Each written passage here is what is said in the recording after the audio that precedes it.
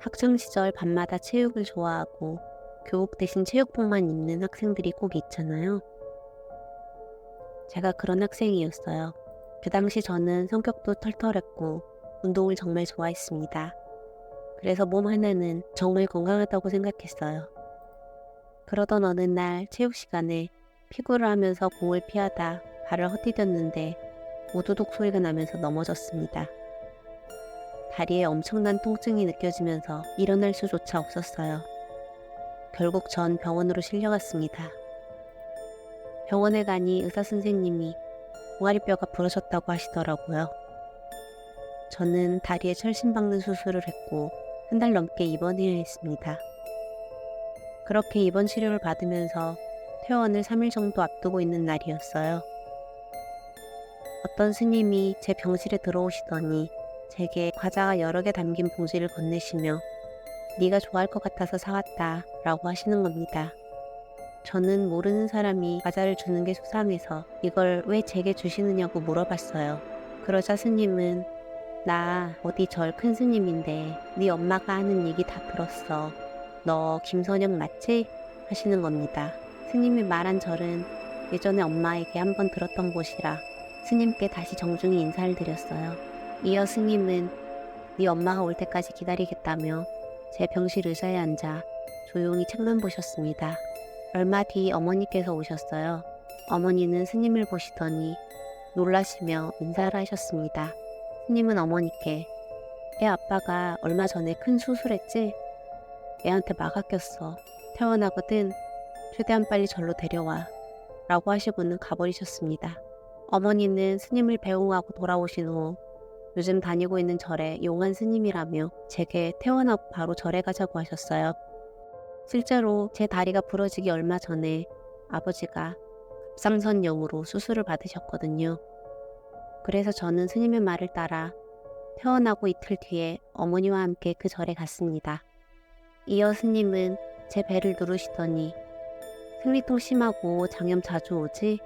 숨 쉴 때 힘들고 그것도 다 풀어줄게 라고 하시면서 TV에서 보던 무속인들이 하는 것처럼 알아들을 수 없는 말을 중얼중얼거리시면서 제 배를 몇 번 쓰다듬어 주시고는 끝났다고 하셨습니다. 스님을 만난 후 어머니 차를 타고 절에서 내려갈 때였습니다. 창문을 열지도 않았는데 어디선가 물비린내가 나기 시작하는 거예요. 뭐라고 표현하기 힘든 그런 냄새요. 근처에 저수지가 있기는 했어도 분명 차 창문은 다 닫혀 있었어요. 저는 엄마에게 이상한 냄새가 난다고 창문 좀 열자고 했는데 엄마는 무슨 냄새가 나냐며 오히려 혼내시더라고요. 전 어쩔 수 없이 냄새를 꾹꾹 참았습니다. 다행히 하늘 다 내려가 시내로 접어드니 물비린내는 나지 않더라고요. 며칠 후 저는 다시 학교에 갔습니다. 그런데 거리를 지나다닐 때마다 또 냄새가 나기 시작했어요. 탄내, 술 냄새, 담배 냄새, 주변에서 흔하게 나는 냄새였지만 문제는 저만 그 냄새를 맡는다는 거였습니다. 친구들에게 어디서 탄내 안 나? 아, 담배 냄새 하고 이야기하면 친구들은 어리둥절한 표정으로 무슨 냄새? 아무 냄새 안 나는데 하면서 병원 갔다 오더니 이상해졌다고 절 놀리더라고요. 결국 저는 냄새가 나도 주변 사람들에게 내색하지 않았어요. 저만 이상한 사람이 되더라고요. 그러다 며칠 후 저에게만 나는 냄새의 심각성을 알게 된 계기가 있었습니다. 그날 전 친구들과 아파트 단지를 걷고 있었어요. 그런데 갑자기 피비린내 비슷한 털 냄새가 지독하게 나는 거예요. 도대체 무슨 냄새일까 생각하는데 순간 칼이 찔려 쓰러진 한 아주머니 이미지가 머리를 스쳐 지나가면서 피비린내가 더 독하게 나기 시작했어요.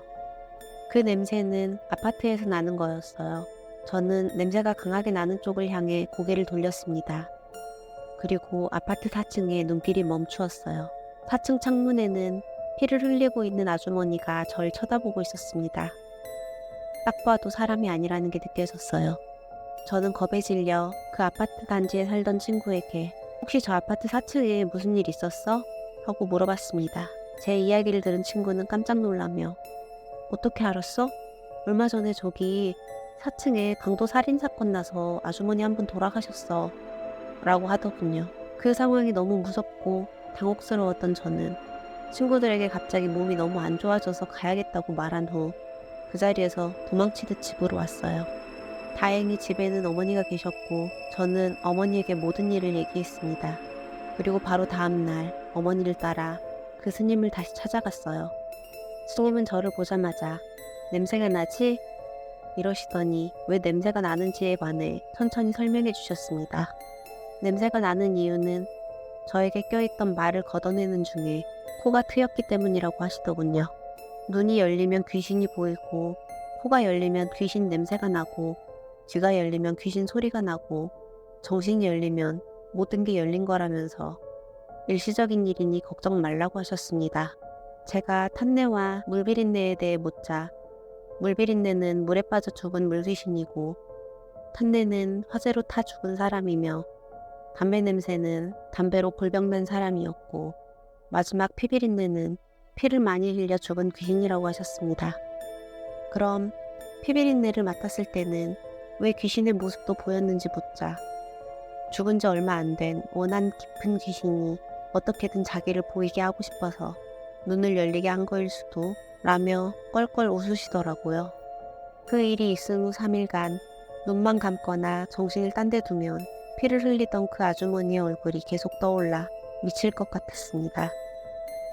다행히 저에게만 나던 냄새는 정말 일시적인 현상이었는지 어느 순간 없어지더라고요.